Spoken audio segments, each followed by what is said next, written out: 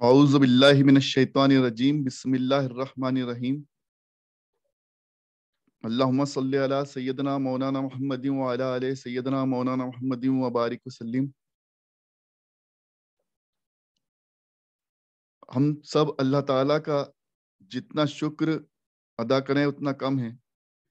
اللہ تعالیٰ نے ہم سب کو اشرف المخلوقات اور ایمان والوں میں اپنے محبوب نبی کریم صلی اللہ علیہ وسلم کی امت میں پیدا فرمایا، اور اللہ تعالیٰ کا بڑا شکر کرم اور احسان ہے کہ ہم سب کو دین کے خاطر ایک دوسرے کے ساتھ جڑنے کی توفیق عطا فرمائی، دین سیکھنے اور سمجھنے کی توفیق عطا فرمائی۔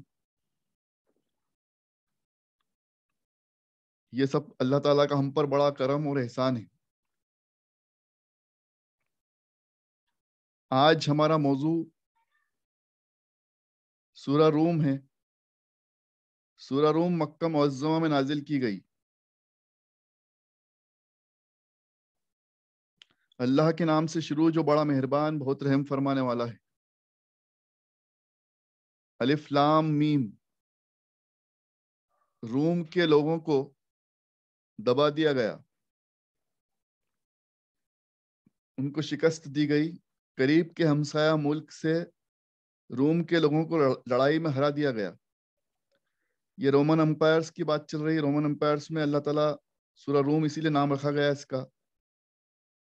اللہ تعالیٰ روم کے لوگوں کے بارے میں بتا رہا ہے کہ ان کو لڑائی میں ہرا دیا گیا، اور آگے کی بات یہ ہے کہ لڑائی میں دبا دیے جانے کے بعد روم دیش والے مطلب رومنز غالب آ جائیں گے۔ یہ اللہ تعالیٰ نے سکھایا۔ اللہ تعالیٰ نے پہلے ہی فرما دیا تھا، جب یہ لڑائی چل رہی تھی اسی وقت یہ آیت نازل ہوئی، اور رومنز کی آنے والے وقت میں جیت ہو جائے گی، وہ غالب آ جائیں گے، یہ بھی اللہ تعالیٰ نے فرما دیا۔ تھوڑے برسوں میں یہ کامیابی روم والوں کو حاصل ہوگی۔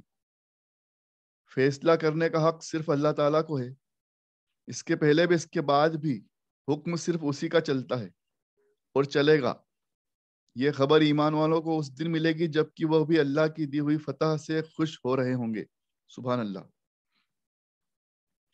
مطلب اللہ تعالیٰ نے قرآن مجید میں رومنز کے جو یدھ چل رہے تھے، جو لڑائی چل رہی تھی، اس کے بارے میں بتا دیا تھا، پھر وہ کامیاب ہو جائیں گے یہ بتا دیا تھا، اور آنے والے وقت میں ایمان والوں کو خوشخبری دے دی تھی کہ تمہیں فتح ملے گی، اور آگے جا کے فتح مکہ ہوا۔ یہ سب نے دیکھا، تمام ایمان والوں نے دیکھا کہ مکہ کو فتح کر لیا گیا۔ جب مدینہ سے ایمان والے غالب آ گئے، ایمان والوں کی تعداد بڑھ گئی، اور مکہ سے پھر جب جنگ ہوئی، تو یہ سورہ تو مکہ میں نازل ہوئی تھی جیسے ہم نے شروع میں پڑھا تھا، لیکن بعد میں ہم سب نے دیکھا، تمام ایمان والوں نے دیکھا، پورے ہسٹری میں یہ بات آئی کہ فتح مکہ ہوئی، مکہ کو فتح کر لیا گیا، اور اس کی خوشخبری اللہ تعالیٰ نے کتنے پہلے دے دی تھی۔ تو اللہ تعالیٰ نے یہ فرما دیا، اور اللہ نے آگے فرمایا کہ اللہ کی دی ہوئی نصرت اور مدد سے ہی یہ کام ہوگا۔ یہ بھی اللہ نے پہلے ہی فرما دیا تھا، اور جسے چاہے اپنی نصرت سے نواز دیتا ہے، اور جسے چاہے غالب اور مہربان ہو جاتا ہے۔ سبحان اللہ۔ جس پر چاہتا ہے غالب ہو جاتا ہے، وہ مہربان ہو جاتا ہے۔ اور اللہ کا وعدہ جب ہو جاتا ہے تو پورا ہو کر رہتا ہے۔ اللہ کا وعدہ جب ہو جاتا ہے تو پورا ہو کر رہتا ہے۔ اللہ کبھی اپنے وعدے کے خلاف نہیں کرتا، لیکن اکثر لوگ اس حقیقت کو نہیں جانتے۔ لوگوں کا یہ حال ہے کہ اس پار کی زندگی یعنی کہ دنیا کی زندگی کے ظاہر پہلو تک اتنی معلومات رکھتے ہیں، وہ بھی بہت تھوڑی ہے۔ ان کی معلومات دنیائی زندگی کی ہے، اور وہ بھی بہت تھوڑی۔ اللہ کی نظروں میں کوئی معلومات نہیں ہے ان کو، اور آخرت میں آنے والے نتیجے سے تو یہ بالکل غافل ہے۔ آگے فرمایا، زمین میں چلنے پھرنے میں ان کی نگاہ اس حقیقت پر نہیں پہنچ سکی کہ ان سے پہلے کے حق سے غافل لوگوں کا انجام کیا ہوا، جبکہ وہ لوگ طاقت میں ان سے کہیں زیادہ تھے۔ یعنی کہ جو لوگ پہلے بھٹک گئے تھے، پہلے کی امتیں جو بھٹکی تھی، جو ہم سے زیادہ طاقتور تھی، زیادہ زندگی جینے والی تھی، لیکن ان کا بھی کیا حال ہوا؟ ان کا حال دیکھنا اور سیکھنے والی چیز ہے. اور زمین کو آباد کرنے اور بونے جوتنے اور ملک بنانے سنوارنے میں ان سے کہیں زیادہ ہنرمند تھے. وہ لوگ ہم سے زیادہ ہنرمند تھے، لیکن جب ان کے پاس ان کے رسول حق بات کی دعوت اور کھلی دلیل لے کر آئے، تب بھی انہوں نے اپنی نجات کی بات کو قبول نہ رکھا. اللہ کا یہ دستور نہیں تھا کہ ان پر ظلم کرتا، لیکن جب یہ لوگ خود اپنے آپ پر ظلم کرنے پر آمادہ ہو گئے تو انہیں برباد کر دیا گیا. یعنی کہ قرآن مجید میں بات آ گئی کہ اللہ تعالیٰ کسی پر ظلم نہیں کرتا. جیسے ان امتوں کو غرق کیا گیا، ان پہ عذاب آیا، تو وہ ان کے خود کے اعمال تھے، اور جو لوگ برے تھے ان کا انجام بھی برا ہوا کہ یہ لوگ اللہ کی آیتوں کو جھٹلاتے تھے اور اللہ کی باتوں کو ہنس کر ٹال دیتے تھے. استغفر اللہ. آج بھی اس امت میں بھی کچھ لوگ ہیں جو قرآن مجید کی باتوں کو دھیان نہیں دیتے ہیں اور اس کو پرانی بات کہہ کر استغفر اللہ نعوذ باللہ جھٹلانے کی، ٹالنے کی کوشش کرتے ہیں. اللہ تعالیٰ مخلوق کو پہلی بار پیدا فرماتا ہے اور دوسری بار بھی وہی پیدا فرمائے گا. یعنی کہ اب یہ سمجھنے والی بات ہے کہ ہمیں ایک بار جو پیدا فرمایا دنیا میں، مرنے کے بعد قیامت کے دن بروز قیامت پھر سے اللہ تعالیٰ پیدا فرما دے گا. اللہ تعالیٰ قادر ہے، قدرت رکھنے والا ہے. اس لیے فرمایا کہ اللہ تعالیٰ ایک بار پیدا فرماتا ہے اور دوسری بار بھی، دوسری مرتبہ بھی وہی پیدا فرمائے گا. اور یہ لوگ جن کو اللہ کا شریک بناتے تھے، ان میں سے کوئی بھی ان کی شفاعت نہیں کر سکے گا، اور قیامت کے دن یہ خود اپنے شریکوں کے ساتھ انکاری بن جائیں گے. اللہ کے ساتھ جو شرک کرتا ہے، اللہ کے ساتھ کسی کو شریک کرتا ہے، وہ اس کے کوئی کام نہ آئے گا. جو ایمان والے ہوں گے اور نیک عمل کر کے آئیں گے، وہ جنت کے باغیچوں میں، باغانوں میں، گلستانوں میں بڑی سج دھج کے ساتھ رہیں گے. سبحان اللہ. چاہے تم پر شام کا وقت یا صبح کا وقت ہو، بس اللہ کی تسبیح اور اس کی خوبیاں بیان کرنے میں لگے رہنا. یہ اللہ تعالیٰ نے سکھا دیا کہ صبح شام اللہ کی تسبیح بیان کرنا ہے، ذکر اذکار کرنا ہے، اللہ تعالیٰ کی خوبیاں بیان کرنا ہے، اللہ کا ذکر کرنا ہے. آسمان اور زمین میں اسی کی تعریف ہے. تم بھی جب عشاء اور ظہر کے وقت میں ہوتے ہو تو اسی کی تعریف بیان کرنے میں لگ جاؤ. اب اللہ تعالیٰ نے سب طرح سے ہمیں سمجھا دیا، صبح، دوپہر، شام، رات، ہر وقت اللہ کی تسبیح بیان کرنا ہے، اس کی عبادت کرنا ہے، نماز پڑھنا ہے. اور یہ بھی اس کی قدرت کا ایک نشان ہے کہ تم میں سے تمہارے جوڑے باندھنے کے لیے بیویاں پیدا کر دی تاکہ تم ان سے چین اور راحت پا سکو، اور تمہارے درمیان چاہت، محبت اور مہربانی میں دل کا جھکاؤ رکھ دیا. جو لوگ سوچ وچار کرتے ہیں ان کے لیے اس میں بڑی نشانیاں ہیں. اللہ تعالیٰ نے جوڑے میں پیدا فرمایا انسان کو، میاں بیوی بنائے، ایک دوسرے سے چین اور سکون، راحت حاصل کرنے کے لیے، محبت پیدا کرنے کے لیے، مہربانی کرنے کے لیے اللہ تعالیٰ نے اس طرح سے پیدا فرمایا جوڑوں میں. یہ سب اللہ تعالیٰ نے کیا فرمایا کہ جو لوگ سوچ وچار کرتے ہیں، مطلب جو اس بات کو سمجھتے ہیں، اس کا علم رکھتے ہیں، یہ بھی اس میں اللہ تعالیٰ کی بڑی نشانیاں ہیں. سبحان اللہ. اس طرح سے اللہ تعالیٰ نے پھر آیت نمبر 30 میں اللہ تعالیٰ فرماتا ہے، متوجہ ہو کر اپنا چہرہ ایک چت ہو کر دین حنیف کی طرف کر لو. یعنی کہ سب لوگ ایک دین کی طرف آ جاؤ، ایک دین کی طرف جھک جاؤ. یہی اللہ کی بنائی ہوئی فطرت کے مطابق، اور اسی فطرت پر انسان کو اللہ تعالیٰ نے پیدا فرمایا. دیکھو اللہ تعالیٰ نے جو دین اسلام ہمیں سکھایا ہے وہی انسان کی فطرت ہے. اللہ تعالیٰ نے انسان کو ایک فطرت سے پیدا فرمایا. میں نے پہلے بھی عرض کیا تھا کہ اللہ تعالیٰ نے ہم نے ایک فطرت دی ہے، دین کی فطرت سے ہم پیدا ہوتے ہیں. ہر انسان چاہتا ہے کہ اس کے لیے ہر چیز، اس کو ہر جگہ جگہ بھٹکنے کے بجائے ایک ہی جگہ سب اس کو مل جائے، ایک جگہ سے اس کو ہر چیز حاصل ہو جائے. یہ انسان کی فطرت ہے. تو اس فطرت میں یہ بھی چھپا ہے کہ انسان ایک اللہ کو پسند کرتا ہے، ایک اللہ کی عبادت کرنا پسند کرتا ہے. تو جب ایمان والوں میں انسان پیدا ہوتا ہے تو اسے یہ فطرت اسے کام آتی ہے اور وہ بہت جلدی سے ایکسیپٹ کر لیتا ہے.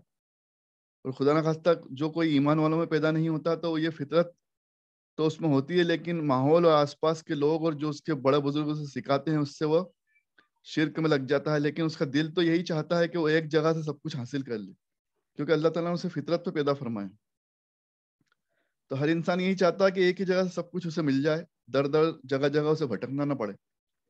تو اللہ تعالیٰ نے یہی فرمایا کہ اسی فطرت پر انسان کو اللہ نے پیدا فرمایا ہے. اللہ کے بنائے کو کسی نے بدلنا نہیں. اللہ تعالیٰ نے جو نظام بنا دیا اس کو کسی نے بدلنا نہیں ہے. یہی مضبوط اور انتظام والا دین ہے. اس لیے اسی پر عمل کرنا ہے. دین اسلام کا ایک نام دین حنیف بھی ہے. قرآن مجید میں دین حنیف بھی فرمایا گیا. تو یہ اکثر لوگ یہ نہیں جانتے. یہ اللہ تعالیٰ نے فرمایا. اسی کی طرف دل کے جھکاؤ کے ساتھ رجوع ہو جاؤ, رجوع کر لو. اسی کا تقوی اختیار کرو, نماز قائم کرو اور مشرکوں میں شامل نہ رہو. پھر ایک بار سمجھا دیا. قریبی رشتہ داروں کو ان کا حق دیے جاؤ اور مسکین محتاج مسافروں کی مدد کرو. جو لوگ اللہ کی رضا مندی حاصل کرنا چاہتے ہیں ان کے لیے اس میں بڑی بھلائی اور کامیابی ہے. اپنے غریب رشتہ داروں کا دھیان رکھنا ہے, خیال رکھنا ہے, محتاجوں کا خیال رکھنا ہے, مسکین اور خاص طور سے مسافر ضرورت مندوں کا خیال رکھنا ہے. آگے فرما دیا لوگوں کے مال ہڑپ کرنے میں اور بیاج رقم پر جو دیتے ہو, رقم جو بیاج پہ چلاتے ہو, ان کے مال میں جا کر تمہارا مال بڑھتا رہے تو جان لو کہ یہ ایسا کچھ نہیں ہے. یہ سب سڑ کر گل کر ختم ہونے والا ہے. یہ مال اللہ کے بڑھتا نہیں. مطلب جو لوگ دوسروں کا مال ہڑپ کر لیتے ہیں, دوسروں کا مال دبا لیتے ہیں, اپنی رقم بیاج پر چلا دیتے ہیں, بیاج کھاتے ہیں, بیاج انٹرسٹ وصول کرتے ہیں, تو ان کا مال اللہ کی نظروں میں نہیں بڑھتا. اور اللہ کی رضامندی چاہتے ہو تو پاک صاف دل سے زکوٰۃ ادا کرو. جان لو کہ ایسے لوگوں کے دگنے ہو جائیں گی, یعنی کہ دنیا میں بھی اور آخرت میں بھی انہیں فائدہ حاصل ہوگا انشاءاللہ. اللہ تعالیٰ نے صاف طور پر یہ بھی سکھا دیا کہ کس طرح سے زندگی بسر کرنا ہے. آپ مردوں کو نہیں سنا سکتے. اللہ تعالیٰ نے تمام انبیاء کو یہی بات فرمائی, حضرت رسولوں کو یہ بات سکھائی ہے کہ یہ سب لوگ جو تمہاری ہدایت حاصل نہیں کرتے یہ سب مردے ہیں. آپ مردوں کو نہیں سنا سکتے اور پیٹھ پھیر کر بھاگنے والوں اور بہرے لوگوں کو بھی آپ اپنی دعوت نہیں دے سکتے. مطلب یہ لوگ جو پیٹھ پھیر کر بھاگ رہے ہیں ان لوگوں کو بھی آپ دعوت نہیں دے سکتے. مطلب جو لوگ آپ کی بات نہیں سن رہے ہیں وہ مردے ہیں, اور جو آپ کی بات پہ عمل نہیں کر رہے ہیں, جو سنتے نہیں وہ مردے بھی ہیں, بہرے بھی ہیں, اور وہ آپ کی دعوت قبول نہیں کریں گے. کتنا برا حال ان کا بتایا ہے جو دعوت قبول نہیں کرتے, کہ وہ مردے اور بہروں کی طرح ہیں. اور اندھے جو اپنی راہ گم ہو چکے ہیں, جو اپنی راہ سے گم ہو گئے ہیں, بھٹک گئے ہیں, ان کو آپ ہدایت نہیں دے سکتے. یہ اللہ تعالیٰ نے ایک بات اور سمجھا دی کہ جو ہدایت نہیں حاصل کرنا چاہتا یا جو قرآن اور حدیث کی باتیں نہیں سنتا, جو آپ صلی اللہ علیہ وسلم کی دعوت کو قبول نہیں کرتا, اس کا حال مردوں کی طرح ہے, اندھے اور بہنوں کی طرح ہے. اور آپ ان کو اپنی باتیں نہیں سنا سکتے, یہ ہماری آیتوں پر ایمان لا کر اسلام قبول نہیں کرنا چاہتے. استغفر اللہ. بے شک ہم نے اس قرآن میں لوگوں کے لیے ہر طرح کی مثال بیان فرما دی ہے. اب آپ ان کے پاس کوئی بھی آیت پیش کرو تو ان کافروں کا ایک ہی جواب ہوگا کہ تم غلط بات کہتے ہو. استغفر اللہ.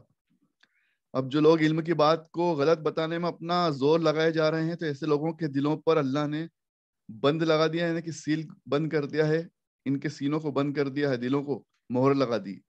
اب یہ ہدایت نہیں پائیں گے. استغفر اللہ. ہماری اگلی سورہ مبارکہ سورہ لقمان ہے.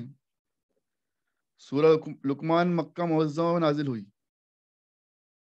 سورہ لقمان مکہ معظمہ میں نازل ہوئی. شروع اللہ کے نام سے جو بڑا مہربان ہمیشہ رحم فرمانے والا ہے. لوگوں میں بہت سے ایسے ہوتے ہیں جو غفلت میں ڈالنے والی خرافاتی باتوں کے خریدار بنتے ہیں, یعنی کہ لوگوں کو بھڑکاتے ہیں, بہکاتے ہیں, اور دوسروں کو نادانی سے اللہ کی راہ سے دور کر ڈالتے ہیں, اور اللہ والی بات کو ہنسی میں ٹال جاتے ہیں. ایسے لوگوں کے لیے بڑی رسوائی کا عذاب ہے. استغفر اللہ. مطلب اللہ تعالیٰ سکھا رہا ہے کہ ایسے لوگ جو دین نہیں پھیلاتے, دین کے خلاف کام کرتے ہیں, دین کے خلاف باتیں کرتے ہیں, اور ایک دوسرے کو غفلت میں ڈالنے کی خرافاتی باتیں کرتے ہیں, ایسے لوگوں کے لیے اللہ تعالیٰ فرما رہا ہے کہ یہ بہت زیادہ عذاب ان کو ملنے والا ہے. اور جب کبھی ہماری آیتیں ان پر تلاوت کی جاتی ہے تو پیٹھ پھیر کر گھمنڈ کرتے ہوئے چل دیتے ہیں. ان کے سامنے جب قرآن مجید کی آیتیں سنائی جاتی ہیں تو یہ پیٹھ پھیر لیتے ہیں، گھمنڈ کرتے ہیں اور اسے سنتے نہیں، اور ہماری آیتیں ان سے سنی ہی نہیں جاتی، اور جیسے کہ ان کے کان میں کسی نے ڈانٹ ٹھونس دیے اور ایسے لاپرواہ کو دردناک عذاب کی خبر سنا دو، یعنی کہ یہ سب لوگ عذاب پانے والے ہیں۔ استغفر اللہ۔ پھر آگے فرمایا بے شک جو ایمان لائیں گے اور نیک عمل کریں گے ان کے لیے نعمت والے باغ ہیں۔ بے شک جو ایمان لائیں گے اور نیک عمل کریں گے ان کے لیے نعمت والے باغیچے ہیں، جنت الفردوس میں انہیں جگہ ملے گی انشاءاللہ۔ اب پھر آگے جو سورہ لقمان جو نام رکھا گیا حضرت لقمان علیہ السلام کے لیے بات چل رہی ہے، یہاں سے شروعات کری، اور ہم نے لقمان کو دانش مندی عطا فرمائی، یعنی کہ عقل مند بنایا، بہت دانش مند بنایا، اسی حکم کے ساتھ کہ اللہ کا شکر ادا کرو، اور جو بھی اللہ کا شکر ادا کرے گا تو اس میں اسی کا بھلا ہوگا، اور جو ناشکری کرے گا تو بے شک اللہ کو کسی کی پرواہ نہیں، اس کی بڑی تعریف والی شان ہر جگہ نمایاں اور ظاہر ہے۔ بے شک تو اللہ تعالیٰ اپنے شکر گزار بندوں کو پسند فرماتا ہے۔ سورہ لقمان بھی اسی میں موجود تھے، سورہ لقمان بھی اسی میں شامل تھے۔ اب سورہ لقمان میں لقمان علیہ السلام نے کچھ نصیحت کری ہے، لقمان علیہ السلام نے کچھ نصیحت کی ہے اپنے بیٹے کو، انہوں نے نصیحت کی ہے جو اللہ تعالیٰ نے قرآن مجید میں جس کو بتایا، وہ لوگوں کے لیے، تمام آنے والی امتوں کے لیے بھی اس کو ایک سیکھ اور ایک علم کے روپ میں سمجھایا کہ کس طرح سے لوگوں کو سیکھ دینا ہے، اپنی اولادوں کو کس طرح سے سمجھانا ہے۔ لقمان نصیحت کرتے ہیں رہے اپنے بیٹے کو بھی، انہوں نے نصیحت کی کہ یہ میرے بیٹے دیکھو اللہ کے ساتھ کسی کو شریک نہ کرنا، اللہ کے ساتھ کسی کو شریک نہ کرنا۔ بے شک بات یہ ہے کہ شرک کرنا ایک بہت بڑا گناہ ہے، بے شک بات یہ ہے کہ شرک کرنا ایک بہت بڑا گناہ ہے۔ یہ پہلی سیکھ دی گئی۔ ہم نے انسان کو یہ وصیت کر دی کہ اپنے ماں باپ کے ساتھ نیک سلوک کرو، مطلب والدین کے ساتھ نیک سلوک کرنے کا حکم آیا، اور اس کی ماں تھک تھک کر اس کا بوجھ لادے رہی، اس کو دودھ پلانے پر 2 سال لگائے، اے انسان تو میرا اپنے ماں باپ کا حق مان، تم کو میری ہی طرف واپس لوٹ کر آنا ہے۔ یہ اللہ تعالیٰ نے بات فرمائی یہاں پر کہ جب انہوں نے اپنے بیٹے کو وصیت کری کہ ماں باپ کا حق ادا کرنا ہے، نیک سلوک کرنا ہے، تو اللہ تعالیٰ نے اسے اور واضح کر دیا کہ ماں باپ کا کیا مرتبہ ہے۔ ہاں اگر ماں باپ تجھ پر دباؤ ڈالے کہ میرے ساتھ تو شرک کر، یعنی کسی کو شریک کر، جس کی علمی دلیل تیرے پاس کبھی نہیں ہو سکتی، تو پھر اس کا حکم مت ماننا، یعنی کہ والدین کا تمام حکم ماننا ہے، ساری باتیں ماننا والدین کی، بس شرک کا حکم نہیں ماننا ہے۔ لیکن دنیا میں ان کے ساتھ بھلی بات کرنا ہے، ہر طرح سے بھلے طریقے سے رہنا ہے، صرف ان کی بات، تمام باتیں سننا ہے، بس یہی نہیں سننا ہے کہ شرک کرنا ہے اور اس سے دور رہنا ہے۔ پھر آگے فرمایا، اے بیٹے اگر کوئی بھی عمل چاہے وہ رائی کے دانے کا برابر ہو، پھر بھی یہ چیز کسی پتھر کی چٹان میں چھپی ہو یا آسمانوں میں اور زمین میں کہیں بھی ہو، تب بھی اللہ اس چیز کو لا کر اپنے حضور حاصل کر لے گا، یعنی کہ دنیا میں کوئی چیز تم اللہ سے نہیں چھپا سکتے۔ بے شک بات یہ ہے کہ اللہ بڑا بھید جاننے والا، علم رکھنے والا ہے۔ آگے فرمایا، بیٹا نماز کو قائم رکھنا، بھلے کاموں کا حکم کرنا، برے کاموں سے منع کرنا۔ اپنے بیٹے کو جو سیکھ دے رہا ہے اس میں نماز کی سیکھ بھی دی جا رہی ہے۔ نماز قائم کرنا، برے کاموں سے روکنا اور بھلے کاموں کا حکم دینا۔ اس خدمت میں تجھ پر جو بھی مصیبت پڑ جائے اسے برداشت کر لینا۔ اب یہ بھی بات ظاہر ہے کہ جب لوگوں کو بھلائی کا حکم دیا جاتا ہے، نیکی کی دعوت دی جاتی ہے، برائی سے روکا جاتا ہے، تو اس میں کئی لوگوں سے دشمنی مول ہو جاتی ہے، دشمنی مول لینا پڑتی ہے، لوگوں کو باتیں بری لگتی ہیں، چبھتی ہیں۔ تو وہی بات یہاں بتائی کہ کوئی بھی مصیبت آ جائے، کوئی پریشانی آئے تو اسے برداشت کر لینا اور صبر کر لینا، یہ بڑا حوصلے کا کام ہے، یہ بڑے حوصلے کا کام ہے۔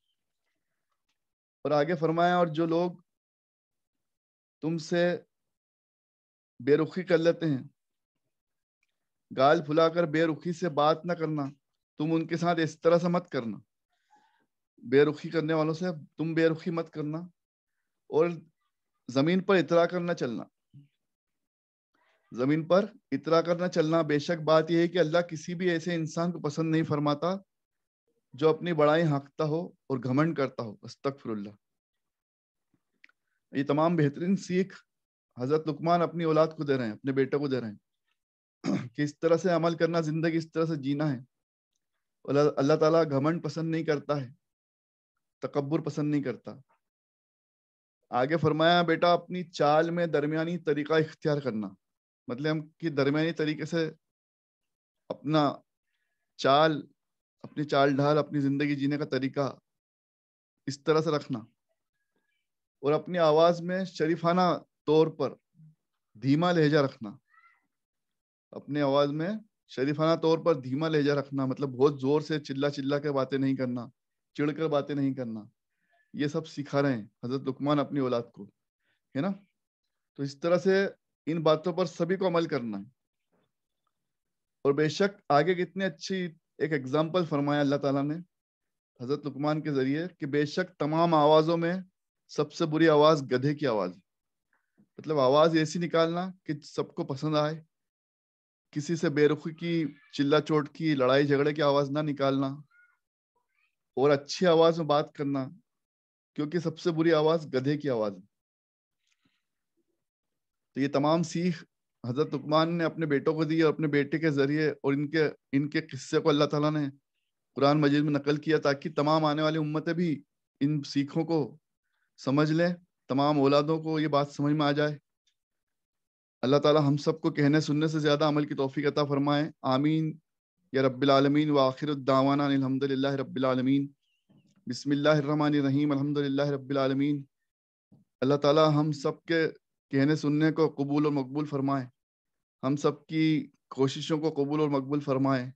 اللہ تعالیٰ تجھے تیرے رحم و کرم کا واسطہ، نبی کریم صلی اللہ علیہ وسلم سے محبت کا واسطہ، آپ صلی اللہ علیہ وسلم کے واسطے اور وسیلے سے ہم سب کی تمام نیکیوں کو، ہم سب کی تمام ٹوٹی پھوٹی نیکیوں کو اللہ تعالیٰ قبول و مقبول فرمائے، غلطیوں کو معاف فرمائے۔